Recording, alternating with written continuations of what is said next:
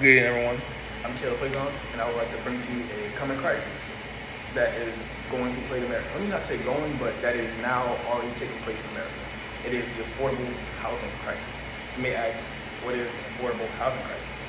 That is when families or just any one person cannot afford to have a affordable housing, safe housing, and comfortable housing.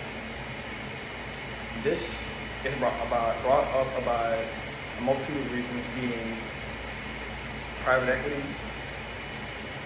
weak government regulations and safety nets, income not rising with the cost of living rising, and interest rates being high. I want to start with private equity. Private equity is these huge investment firms such as BlackRock, Vanguard.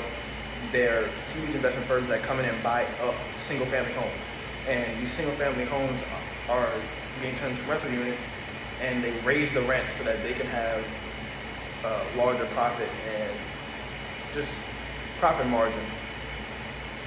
This is bad for most of the reasons because another statistic by the U.S. government, census.gov, says that 30% of all renters now, instead of just low-income people, pay more than 50% of their income in rent, which is not sustainable and not livable.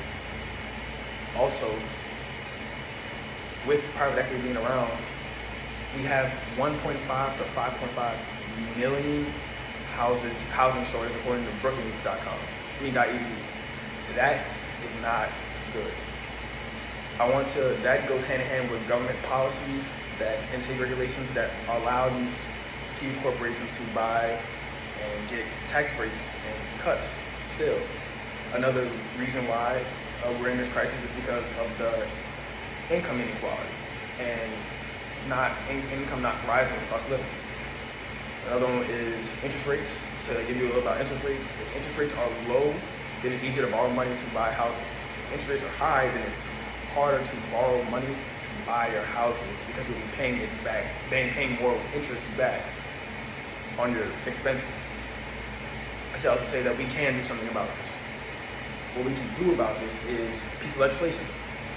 One being the Homes Act by Representative Skies.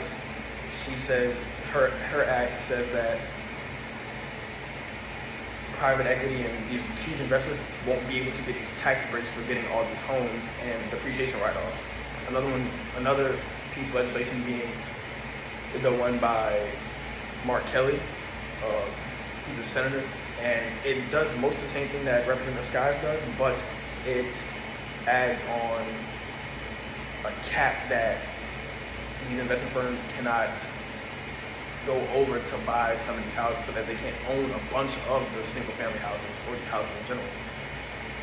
That goes hand in hand with government policy and safety regulations. Now, to tackle income is tricky, but if you raise minimum wage to have an affordable living wage like they used to have in the American Dream all the way back in the 60s and if that happens, you can subsequently maybe look at raising other people's wages to combat the cost of living. Now, interest rates are just monetary policy that must be cut for people to be able to buy these houses because it'll be cheaper to borrow money. I say this all to say that the American Dream is now far away from us. Gone are the days where you could just work a job and buy a house and have a family on one person's income. Now we have to do something about this crisis that is now here, because this crisis will affect you. If you do not believe that is affecting you right now, it will affect you in the future.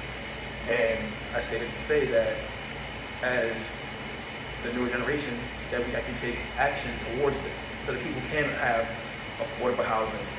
And subsequently, if you have affordable housing, crime, every other bad statistic will go down. Thank you. Thank you for your time.